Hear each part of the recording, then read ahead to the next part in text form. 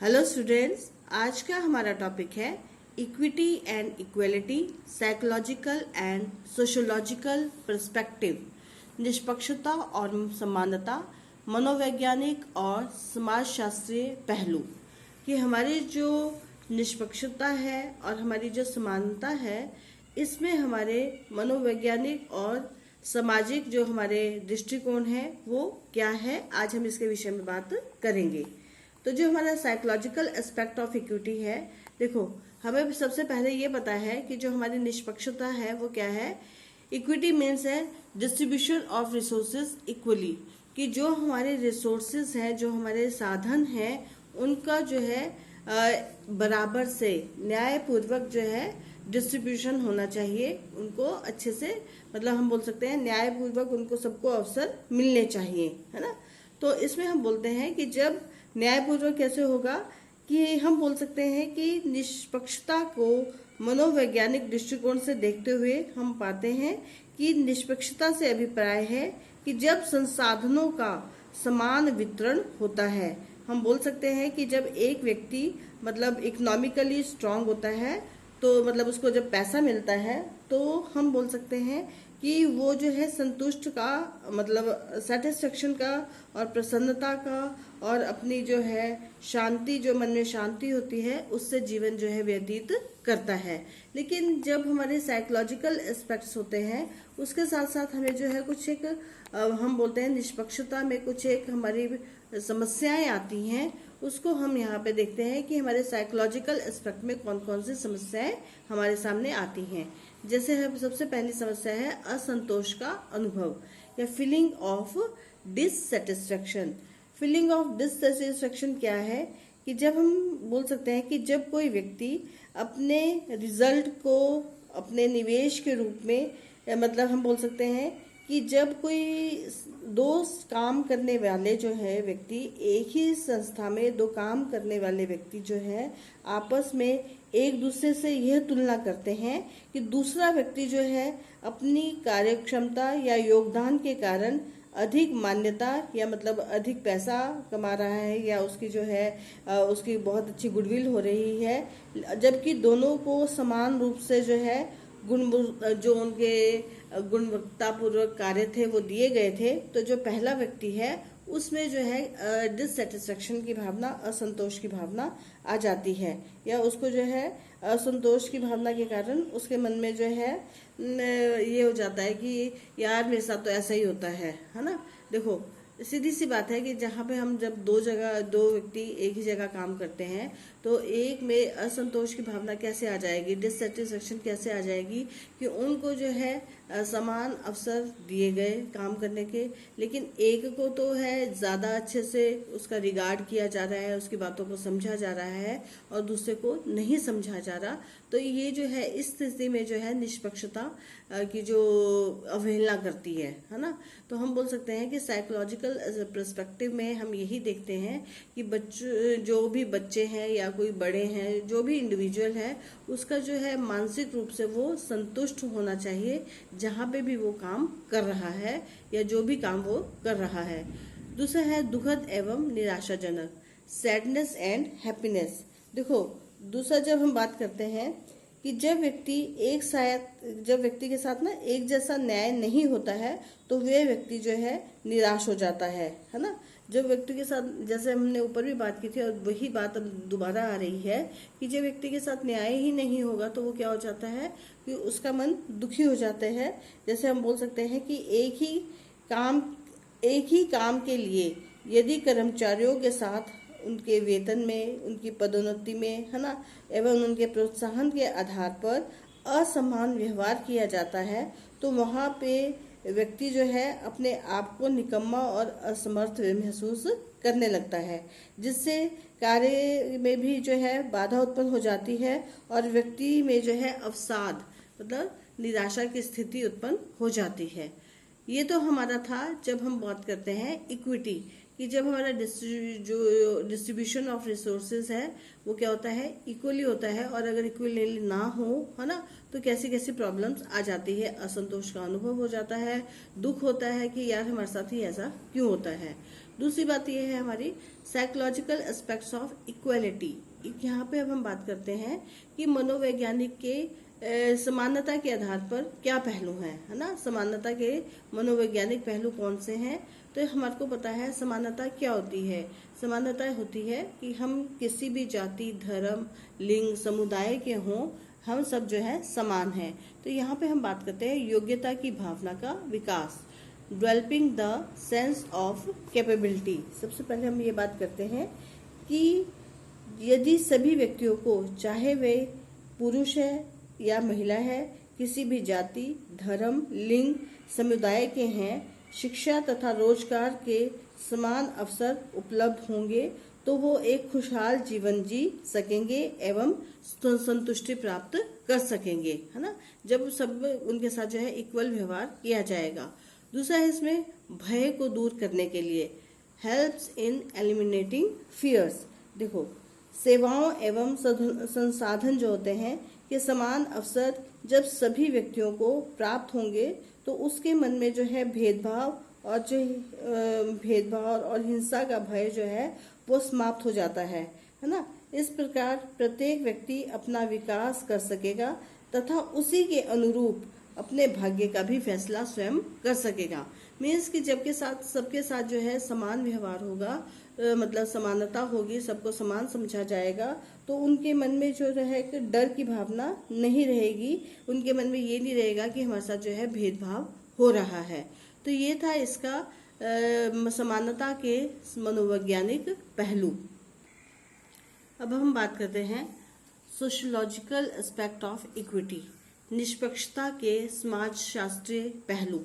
कि हमारी जो निष्पक्षता है ना, जो हम बोलते हैं कि हम बोलते हैं ना कि सबको समान अवसर मिलना चाहिए, तो उसके जो है समाजशास्त्रीय पहलू कौन कौन से हैं।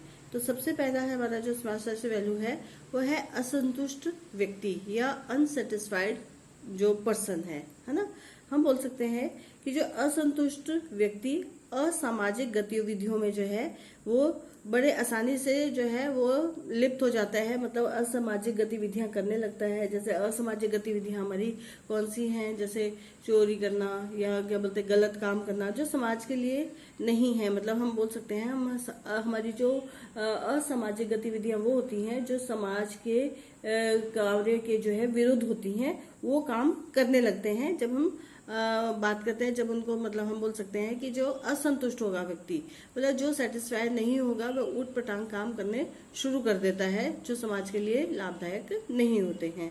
या हम बोल सकते हैं कि proper behaviour while distribution of resources, कि संसाधनों का वितरण करते समय व्यक्ति के साथ समान एवं उचित व्यवहार अगर नहीं होता तो होना चाहिए। हम ये बोलते हैं कि होना चाहिए, है ना, कि संसाधनों का वितरण करते समय व्यक्ति के साथ समान एवं उचित व्यवहार किया जाना चाहिए। यदि ऐसा नहीं किया जाता तो उस समाज को कभी भी उन्नति, मतलब उस समाज की कभी भी उन्नति नहीं होती है। तो उस समाज की उन्नति ना होने के कारण क्या है कि अधिकांश, क्योंकि हम बोल सकते हैं कि उस समाज में रहने वाले अधिकांश व्यक्तियों को समान कार्य करने के लिए समान अवसर एवं पारितोषिक नहीं प्रदान किया जाता है, जिससे यह असंतोष की प्रक्रिया से ग्रसित होकर समाज के विकास में जो है योगदान नहीं देते हैं। तो हम बोल सकते हैं कि जो व्यक्तियों को जो संसाधनों का वितरण किया जाता है तो उनके साथ जो है उचित व्यवहार करना चाहिए। फिर हम बोलते हैं कि लैंगिक भेद की असमानता का मुख्य कारण जो है क्या है हमारे जो, क्योंकि हम यहाँ पे बात करते हैं कि समाज में इक्वेलिटी या इक्विटी है ना, तो हम उसकी बात कर रहे हैं कि यहाँ पे समाज में निष्पक्षता की कैसे बात की जा रही है। तो हम बोलते हैं कि असमानता का तात्पर्य है लैंगिक भेद से है। हम बोल सकते हैं कि पुरुषों को समाज में उच्च स्थान प्रदान किया गया है तथा महिलाओं को गौण। इस प्रकार की परिस्थिति होने के कारण समाज की प्रथम इकाई, मतलब कि जो हमारा परिवार है वो अप्रभावित होता है ना, अर्थात प्रभावित होता है। परिवार को समाज की मूल इकाई माना जाता है, जहां बालक बहुत से मूल्यों को सीखते हैं, जैसे व्यवहार करना, रिश्तों का निर्माण करना। तो तो यदि परिवार का परिवेश उत्तम नहीं होगा या परिवार में समानता का भाव नहीं होगा तो परिवार एवं समाज के सभी मुख्य कार्य जो हैं प्रभावित होंगे। अतः इससे बचने के लिए समता या हम बोलते हैं निष्पक्षता का जो दृष्टिकोण अपनाना बहुत ही जरूरी है।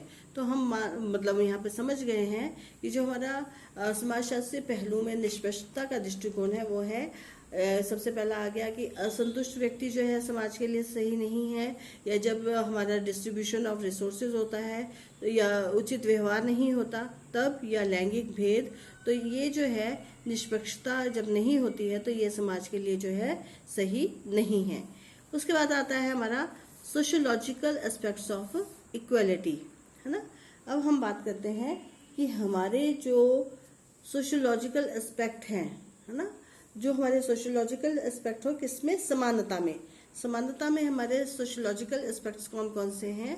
जैसे हम बोलते हैं कि लोकतंत्र की जो हमारा है, लोकतंत्र के लिए की सफलता के लिए, for success of the democracy, कि हम बोल सकते हैं कि लोकतंत्र को भारतीय समाज की आत्मा माना जाता है। अतः इसे सुरक्षित रखने के लिए हमारा परम कर्तव्य है कि हम इसको सुरक्षित रखें। इस डेमोक्रेसी को या इस प्रजातंत्र को स्वयं एवं अपनी आने वाली पीढ़ी के लिए सुरक्षित रखने के लिए हम ये सुनिश्चित करना होगा कि हमने अपने संपूर्ण समाज में सामाजिक एकता की भावना को स्थापित किया है। ये हमारा क्या है, समानता का हमारा जो सोशियोलॉजिकल पहलू है, समाजशास्त्री पहलू है, ये है कि हमने डेमोक्रेसी में हमने ये देखना है कि सामाजिक एकता है, कि हमारे पूरे समाज में जो है हम सब एक हैं, इस भावना से रहते हैं, तभी हम जो है ग्रो कर पाएंगे। दूसरा है समतावादी स्थापना या समतावादी समाज की स्थापना, for the establishment of egalitarian society, है ना। इसमें कहा जाता है कि मनुष्य के मध्यम जो है सबसे पहले हम बोलते हैं समतावादी समाज की स्थापना करना, कि हम बोल सकते हैं कि मनुष्य एक सामाजिक प्राणी है। अतः इस सामाजिकता को बनाए रखने के लिए समतावादी समाज की स्थापना अत्यंत आवश्यक है। एक समतावादी समाज में सभी व्यक्ति खुशहाल तथा समृद्ध जीवन व्यतीत करते हैं तथा एक ही साथ स्वस्थ एवं संबंधों का निर्माण करते हैं।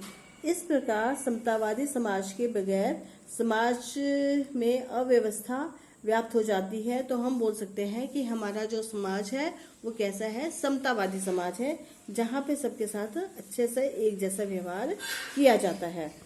दूसरी बात बोलते हैं हम मनुष्यों के मध्य स्वस्थ संबंधों के निर्माण के लिए, for building healthy relationship among human being.